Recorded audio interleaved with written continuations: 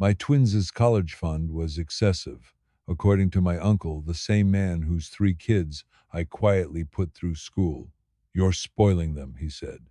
Funny, I'd been spoiling him all along, and he never noticed. Hey, Reddit, buckle up, because this isn't just a story about money. It's about family secrets, quiet choices, and what happens when generosity crashes into judgment at the dinner table. So picture me, 42 years old, working in tech, and after 2 decades of grinding, I've got the base salary sitting pretty at $280K. And last year, my stock options sent me over the 400K mark. I worked my tail off for this life. And truth be told, I'm grateful every single day I get to provide for my family. My wife Sarah and I have 16-year-old twins, Emma and Josh. Emma loves anything to do with the planet, and Josh is the techie, just like his dad. They're the usual mix of good-hearted, occasionally sarcastic, and often busy teens studying hard, playing soccer and baseball, sometimes working at the local grocery store. Basically, they're just decent kids navigating the world and trying their best. But here's the real kicker. Ever since they were born, I've been adding money to their college funds. No big announcements, no drama, just steady contributions month after month, letting compounding do what it does best. Today, those funds add up to about $185,000 each. It isn't Ivy League money, but it's enough so my kids won't be shackled with debt the way I was. Because, trust me, student debt is no joke. It haunted me into my 30s, and every month I'd feel a fresh punch in the gut, watching interest pile up. Those payments affected everything where I lived, the jobs I could take, whether I could afford to buy a house or even dream about retirement. That's a weight I promised my kids they would never have to carry. They get a head start I never had. So while my wife and I focused on giving our twins a strong beginning, I was quietly funding three other college journeys my brother's kids. And if you think that's complicated, well, you haven't met my family yet. Now, here's where things get interesting. For almost 8 years, I sent money to my brother David and his wife Michelle, never asking for recognition, never telling my niece and nephews. I just wanted them to get their degrees without the shadows of debt creeping over every decision. Things went smoothly for years. Nobody outside my closest circle was aware. It was just about doing the right thing for family without the extra drama. Then, 3 weeks ago, all that secrecy, every quiet act of kindness, and every dollar I'd handed over came to a boiling point at a family dinner. What started as a normal Sunday celebration for my mom's birthday turned upside down once the topic of college funds hit the table. My uncle Rick, who's never been shy about sharing his opinions on money, decided that my twins' college savings were excessive. He said I was spoiling them. What he didn't realize was that while he was launching into his judgment, I'd been bankrolling the futures of three of his own relatives right under his nose, all while he complained about generosity. That was the moment everything unraveled. The anger, the secrets, everything spilled out in front of my entire family. And what followed? That's a lesson about why judgment is easy, generosity is hard, and real family is even harder. To really understand why I went out of my way for my brother's family, you have to know where I started. I grew up with David, my brother, in a working class home. Dad did construction, mom was a secretary. We squeezed every penny. And vacations meant camping trips, and Christmas meant one nice gift and some smaller stuff under the tree. I wore David's clothes until they were threadbare. At school, I remember watching other kids go on field trips while I stayed behind because a $400 trip to DC may as well have been 4 million in our house. That memory still stings because my dad had to sit me down and gently tell me we couldn't afford it. The shame in his eyes stuck with me for years. I said I didn't really want to go, but we both knew that was just me covering for him. Maybe that's why I became obsessed with carving a different path for the next generation. When I hit college, the bills came hard and fast. I borrowed $87,000 and for the next 12 years paid and paid and paid. All those payments, a constant reminder of choices made before I even knew what borrowing money really meant.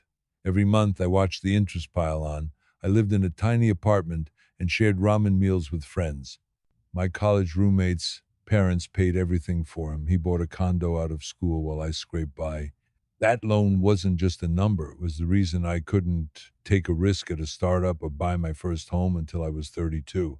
It delayed everything: vacations, retirement savings, hobbies, even just a sense of security when I tried starting my own family. By age 28, staring at $60,000 left after 4 years of payments, I nearly broke down. Debt wasn't just financial, it changed my confidence and my course in life. Years later, my drive for tech paid off. I worked nights, I did the overtime and stress, and ultimately, I built up real savings. With that came the chance to do college differently for my own kids. I started saving from day one, deciding nobody in my family would face the same pressure or lose the same opportunities. But my outlook wasn't just about doing better, it was about never letting someone in my circle live with that sense of buried possibility. My brother David always chose family time over hard charging career advancement, and I respect that he's the present dad, coaching soccer, attending plays, always there.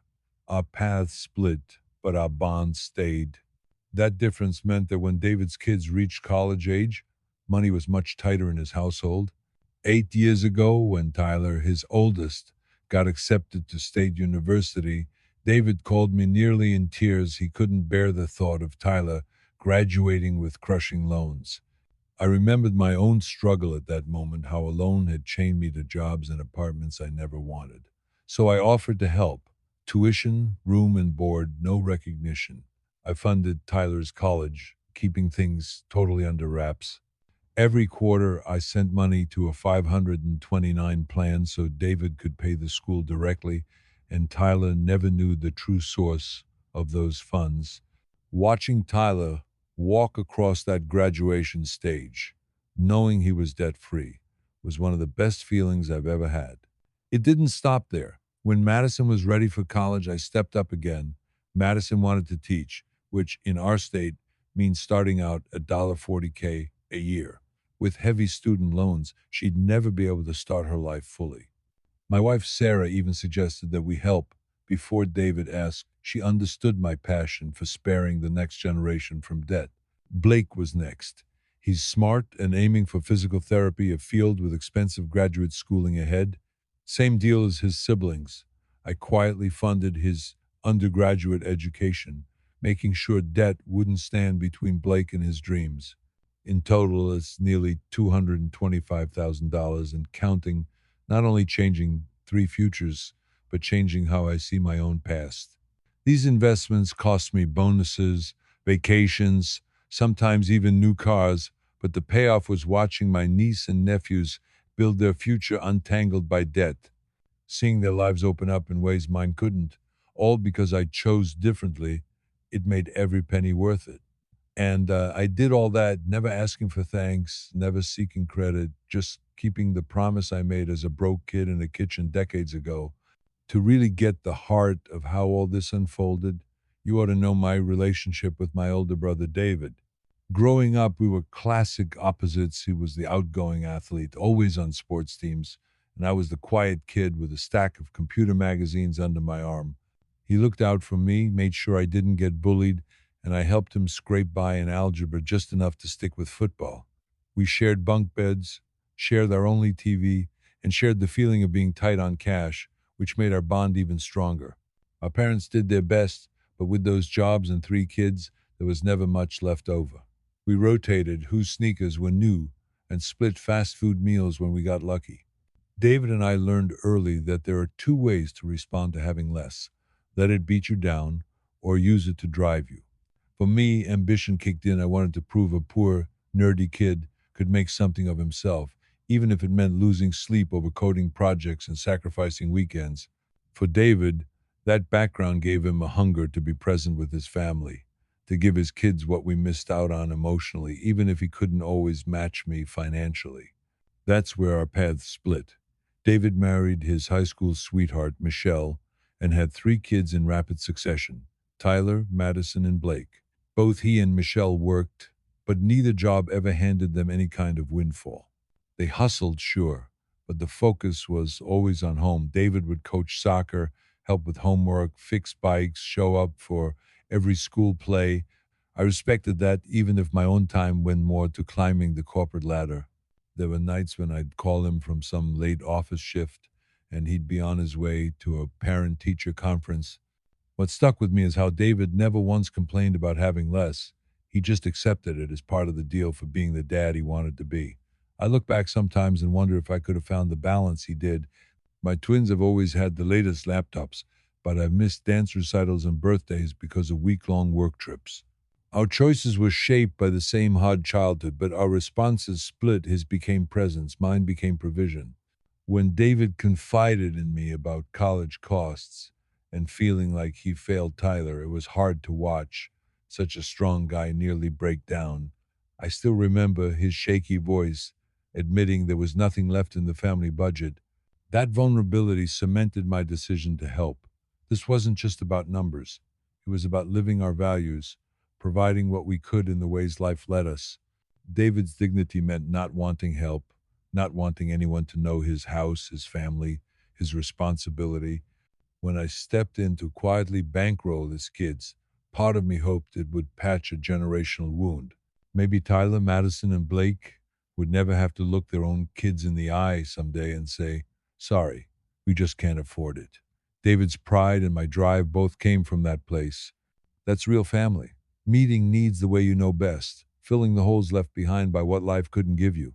Of course, secrets like that don't stay hidden forever. And when the truth finally came out, the contrast between our choices, his quiet sacrifices, and my quiet support meant everything. Let me take you deeper into how I ended up quietly paying for three college educations.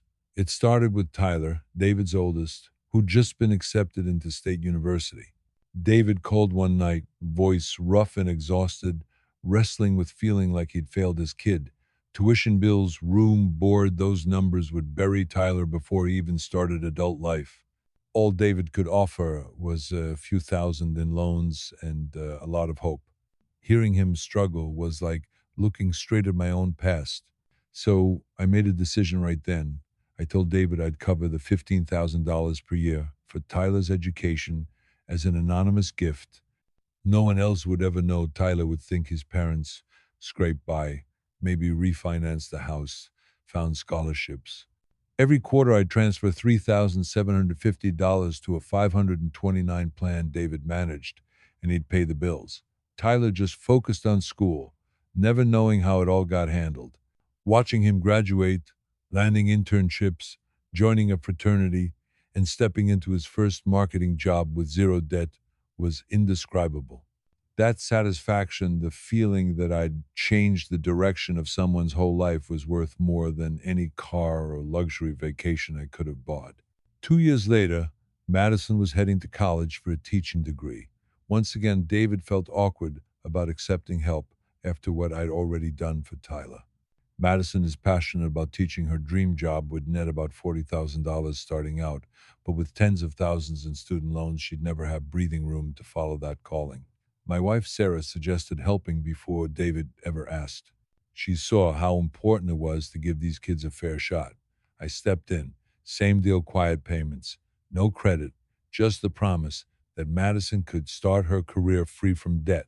Then came Blake. College tuition is one thing, but Blake wanted to go for physical therapy, a field that needs expensive graduate school. If he'd had loans from undergrad, grad school would have been almost impossible. I kept the routine, quarterly transfers, filling his college fund so he could focus on ambition instead of anxiety. The simplicity of it all, the ability to set this up and remove the burden, gave me an immense sense of responsibility and gratitude. It became an annual ritual, dividing my tech company bonus between my twins' accounts and my brother's kids. Sometimes it meant skipping that vacation Sarah wanted, sometimes putting off upgrades to the house, but every dollar spent meant another opportunity opened and another regret avoided. Over 8 years, the payments stacked up, nearly $180,000 so far, with about $45,000 more to go before Blake graduates. The math sounded wild, paying out more for my brother's kids than most people ever save for their own. But the reward, three young adults walking into life untangled by debt, able to make actual choices about jobs, homes, relationships, futures. That's the point. I didn't want them chained by someone else's decisions from their teenage years. All this generosity lived in the shadows. Only David and Michelle knew. The rest of the family, including my parents, my younger sister, and my own twins, had no idea anything was happening behind the scenes. We made up story scholarships, tighter budgeting, the occasional odd job, whatever made sense to keep things quiet. David respected my wishes, never bragged or let it slip. Every semester, he just sent me a text for the transfer, and I'd shift the funds, no fanfare required. I never regretted it, not once. Watching those kids get degrees, find their own ways in the world, and laugh freely at Thanksgiving without worrying about payments due next month, it was priceless. My niece, Madison, talks about her classroom plans. My nephews, Tyler and Blake, are making headway in marketing and physical therapy because someone stepped in at the right time. These were sacrifices, missed shiny things, delayed splurges, the sort of trade offs that come with putting others first. But Sarah and I agreed every time. Family comes before extra perks. Her support made it easier, always reminding me why we started these investments in the first place. Sometimes she'd ask if we were overextending, but never out of reluctance. It was always out of care for all of us. Quiet help is a different kind of giving. It's unthanked, often invisible, but it's also the kind that sticks. For 8 years, this arrangement ran smooth as clockwork. The money went out, the futures got built, and the secrets stayed safe. For me, the worth was proved by every text from David saying, "Thank you, brother, you have no idea." That steady secret support kept three people out of $60,000 of debt each. It changed their options, it changed their lives, and it changed mine too. The pride wasn't for recognition, it was seeing a cycle get broken, a family's future shift, and knowing that I'd been the reason opportunity overtook anxiety for once. 3 weeks ago was supposed to be a simple celebration, a family dinner for my mom's birthday at my parents' house. You know the scene. The whole family under one roof, loud conversations cutting through the comfort of home cooked meals. My mom's famous pot roast was on the table. Dad was grilling outside. The backyard was a playground for the kids, including my twins, Emma and Josh, running around with the energy only 16-year-olds can have. My younger sister Amy showed up with her family. My brother David and Michelle came with Tyler, Madison, and Blake, and of course me and Sarah. The house buzzed with noise and warmth, just like any normal Sunday dinner we'd been having for years. Out of nowhere, the topic shifted to college plans. Emma was excitedly talking about school visits next month, and Josh was chatting about engineering programs he was researching. My mom, always the caring grandmother, asked if we had college money saved for our kids. Before I could answer, Sarah chimed in and said, "Oscar set up college funds for them when they were born, and we've been consistently contributing." Mom's eyes lit up. "That's wonderful. David and Michelle should have done the same for their kids," she said, with a gentle nudge towards my brother and sister-in-law. David shifted in his seat, looking uncomfortable, while Michelle put on a polite smile and replied, "We're managing. The kids are doing great." It was a little awkward, but nothing too out of the ordinary yet. That's when the Uncle Rick decided to jump in. Uncle Rick is my dad's younger brother. He's 58, works in insurance sales, and has always been that guy with strong opinions about everyone else's money. He lives a comfortable life, nice house, new car every few years, fancy vacations, but somehow never misses a chance to complain about taxes or criticize others for their financial choices. He's the guy who honestly believes his success is 100% earned and that everyone else is just lazy or making bad decisions. Rick is the uncle who made snide remarks about my video games when I was a kid, implying I was wasting my potential. The same uncle who said my college choice was a waste of time and told me I'd never make real money messing around with computers. So naturally, when he zeroed in on our conversation about college funds, I wasn't exactly surprised by his tone. "How much are we talking?" Rick asked, eyes narrowing in that way he does. Sarah and I exchanged glances. I didn't want to say too much, but Rick kept pushing. "Ballpark, 10 grand, 20?" I sighed and said, Each twins fund is about $185,000 right now. There was a sharp silence. You could hear the forks hitting plates. Rick leaned back with that ridiculous smirk of his. That's excessive, Oscar. Way more than any kid needs. You're spoiling them. I resisted the urge to roll my eyes. I'm making sure they don't start adult life buried in debt, I said quietly.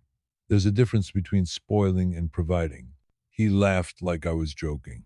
There's spoiling them to the point they don't learn the value of money, he said, teaching them to coast because daddy's got everything handled.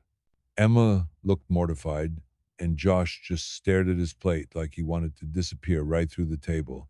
I'm teaching them education is valuable, that with hard work and planning you can avoid mistakes I made. I said, voice firmer now. Rick scoffed. Mistakes? You mean like having to work for something? Your brother lived through the same debt. We all did. And it made us who we are. Struggle builds character. He didn't back down. Financial stress causes depression, anxiety, and forces people to choose jobs based on loan payments, not passion. I had $87,000 in loans. Took me over a decade to pay off. That decade cost me chances I won't get back. Rick smiled, as if enjoying the attention. You're part of the problem. Everyone these days wants to bubble wrap their kids. Life's hard. Better they learn now. David jumped in. Rick, that's enough. It's Oscar's money, his kids, his decision. Rick wasn't done. Some family members nodded, mostly from my dad's side, who share Rick's bootstrap mindset. It hit me like a punch. David looked pale, signaling me to drop it, but I couldn't. Years of secrecy felt pointless with Rick's judgment hanging in the air. Sarah's hand on my arm was the only thing keeping me steady. Then, looking around, I let the truth spill out, that I'd spent 8 years quietly funding the college for David's kids. Full tuition, room, board, everything. Rick's mouth went dry, his face a range of colors. Tyler was stunned. Madison had tears running down her face. Blake looked like he was about to pass out. You paid for our college? Tyler whispered, shocked. David and Michelle had kept the secret to protect them. We didn't want it to be weird or make you feel obligated, I explained. We just wanted you to get a debt-free education. Rick was furious. That's different. You're well off. You can afford it. That's why you spoil your kids. But don't judge me. I told him, I'm helping your family too. Do you have any right to judge how I spend my money on mine? The room froze. Rick's face was red, fists clenched. I finally said what had to be said. It's excessive to judge others without knowing what's really happening. It's excessive to talk about character when you've had everything handed to you. Rick inherited his insurance business. He's never struggled like the rest of us. That's when things got heated, and that's a story for another time. When everything spilled out, the room shifted. The polite dinner faded into a charged silence, like someone had pulled back the curtain and exposed all the backstage secrets. Rick's face was still red, his jaw tight with frustration. But suddenly the words I'd held back for years came pouring out, and I wasn't going to stop. I looked Rick straight in the eye and said, You say $370,000 for my kids is excessive. But meanwhile, I've quietly put in nearly $225,000 to fund your nephew and niece's college education over the past 8 years. He blinked, stunned. What? I nodded slowly. Full tuition, room, board, books, the whole package. David and Michelle never had that money. They didn't scrape it together or take crazy loans. I did. And it's been my secret to keep things simple for the kids. The room was so quiet you could have heard a pin drop. Tyler, Madison, and Blake were staring at me like their whole world just flipped upside down. You paid for our college? Tyler said, voice barely above a whisper. I nodded again. Yes, and I didn't tell you because I didn't want it to be weird. I didn't want you feeling obligated or uncomfortable. We just wanted to make sure debt didn't hold your futures hostage. Rick's voice was sharp. That's completely different. You're well off. You times can times afford it. That makes it okay for you to judge how I spend my own money. I shook my head. No, Rick, That doesn't make it okay for you to lecture me about spoiling my kids while I'm literally funding the education for your family members behind the scenes. He sputtered. You times offered times to do that. David didn't demand it. Exactly, I said. I offered because family matters, because those kids deserve a chance at something better. But you don't get to use that generosity as a weapon against me. This isn't about judgment, it's about support. David looked relieved and quietly mouthed thank you while Michelle squeezed his hand. I turned to Rick. You want to talk about excessive? It's excessive to judge others when you have no idea what they're doing behind closed doors. It's excessive to talk about character when you've never had to struggle for it. You inherited your insurance business. You started your career with clients handed to you. Rick rose from his chair, face flushed, fists clenched, and said, You're out of line. No, I said, standing up as well. You've been out of line for a long time judging my financial decisions with nothing to back it up. That ends now. The room held its breath. The family tension cracked the usual Sunday familiarity. But for me, it felt like standing up for everything I believed in: fairness, generosity, and protecting my family's future, even if it means facing uncomfortable truths. When that night ended, I knew nothing about my family would ever be quite the same. But sometimes, truth needs to be louder than silence, especially when silence is filled with judgment. After that dinner, things in the family shifted. The tension lingered like a thick fog, but it also brought a strange kind of clarity. Everyone knew something had changed. Tyler, Madison, and Blake were finally unburdened with secrets, and honestly, it felt like a weight lifted off my own shoulders, too. Years of keeping quiet about helping my brother's kids had started to weigh on me, but now the truth was out. For Tyler and the others, the news was overwhelming. They'd gone through college thinking their parents carried the entire weight. Finding out someone else was quietly carrying part of that load brought shock, yes, but also gratitude. I saw this mix of emotions, like their lives had just opened up in ways they never imagined. Madison cried quietly at first, overwhelmed by what she'd been spared. Tyler couldn't quite find the words at dinner, but later sent me a message that said, Thank you for everything. I didn't realize. Those moments reminded me why all the secrecy, all the sacrifices had been worth it. David and Michelle handled the reveal with grace and relief. Years of juggling bills and stress suddenly had an explanation, a generous cushion that had quietly protected their family. David told me afterward, You saved us in ways we can't repay. It wasn't about money. It was about knowing someone had our backs in a way family is supposed to. But not everyone was pleased. Rick didn't hide his discomfort or change his mind. Uncle Rick's remarks lingering in the room reminded us that generosity often comes with judgment. His resistance made clear that no amount of kindness shuts down criticism from those who see the world through a narrow lens. Still, the bigger lesson was about family, about the different ways we love and support each other. I learned that generosity doesn't always show itself in loud gestures or public applause. Sometimes it lives in quiet bank transfers, in promises kept between brothers, in hopes for kids who deserve a future free from old mistakes. Sarah and I had countless conversations after that night. She reminded me that generosity isn't weakness, it's strength. Being willing to give without expecting thanks is a rare gift. She also helped me see that setting boundaries with judgmental people is part of protecting that strength. I can't control how others see my family's choices, but I can control how fiercely I protect those I love. Looking back, I wouldn't change a thing. The sacrifices, the skipped vacations, the delayed upgrades, the hidden generosity were investments in more than just futures. They were investments in hope, family, and breaking cycles. I want my twins to grow up knowing that wealth isn't just money, it's choices, values, and the courage to do what's hard, even when no one is watching. If there's one thing this has taught me, it's that generosity isn't about spotlight or credit. It's about doing what needs to be done, quietly changing lives, and standing firm when the critics show up. Because in the end, family isn't perfect. It's messy, complicated, sometimes painful, but it's also the place where love gets shown in the hardest ways and sometimes the quietest ones too. If this story resonated, don't forget to hit that like button and subscribe for more real, raw Reddit stories told with heart. Have you ever had to navigate family drama or financial secrets? Share your thoughts and experiences in the comments. I'd love to hear what you think. And for more stories like this, turn on notifications so you never miss an upload. Thanks for listening and being part of this community.